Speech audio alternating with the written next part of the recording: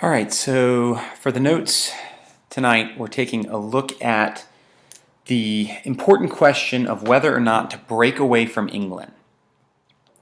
We have seen the rising tensions between the colonists and the British, mostly over taxes and the issue of representation. We've seen that fighting has begun. Fighting broke out in Lexington and Concord, but the question remained about whether or not the United States should actually break away and declare independence or not. And so we're going to take a closer look at sort of what some of the issues were and what the arguments are for each side.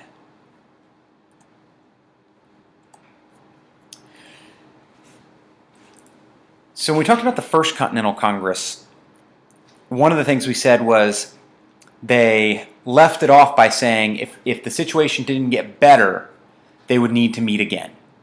And so the situation very clearly was not getting any better. They decided to meet at the Second Continental Congress. One of the important things they did at the Second Continental Congress was create a new Continental Army. And they put George Washington, a gentleman from Virginia, who had had some military experience in the French and Indian War, to be in charge of this new army. They also debated whether or not the colonies should declare independence from Great Britain.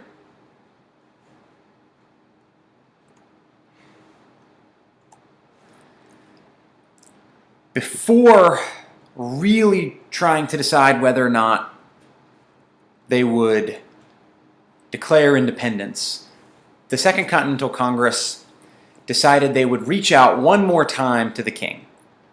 And they sent a petition to King George III offering a peaceful solution. And it gets the nickname the Olive Branch Petition because an olive branch is the symbol for peace. Yet King George refused the petition. He was angry. He felt that the colonists were rebelling against his authority, and so he basically refuses to listen to anything the Second Continental Congress has to say.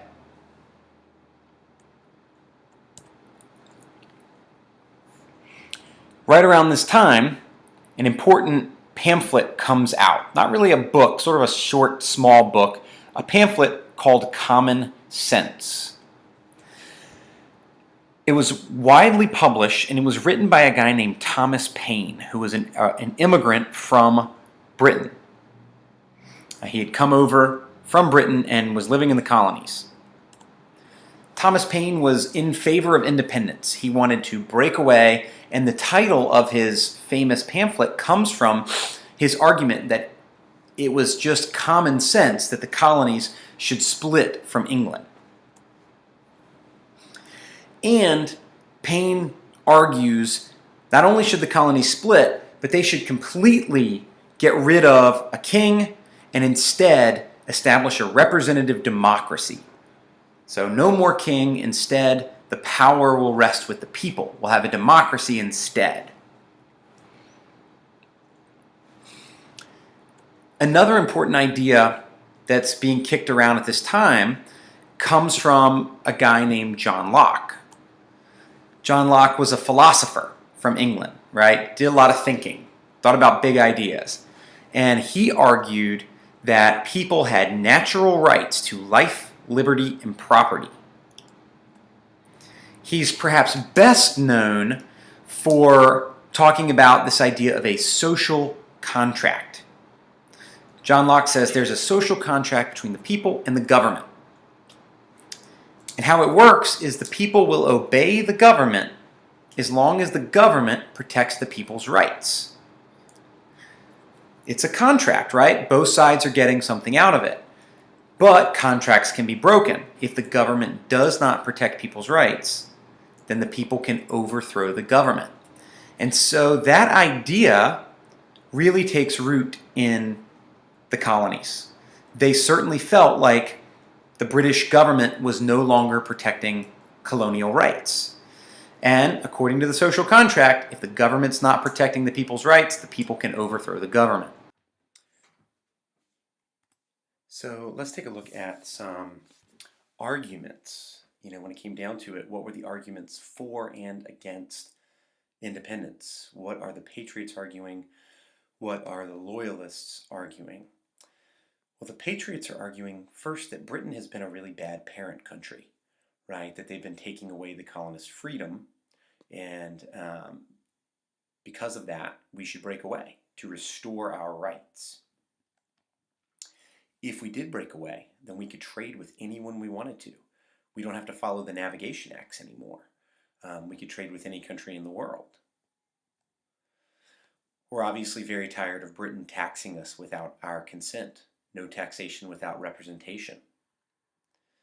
And the patriots also argued that war has already started, right? There has already been fighting in Massachusetts, the battles of Lexington and Concord. So we need to just go ahead and formally break away from Great Britain.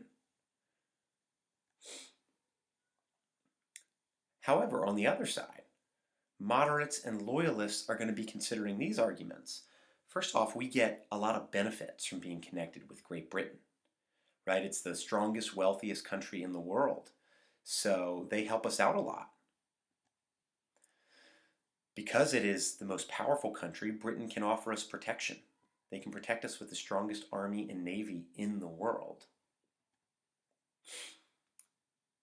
It might be more trouble than it's worth to create a new country, because it would be an incredible amount of hard work. We'd have to really start from scratch and figure out what this new country would look like. That's going to be really difficult.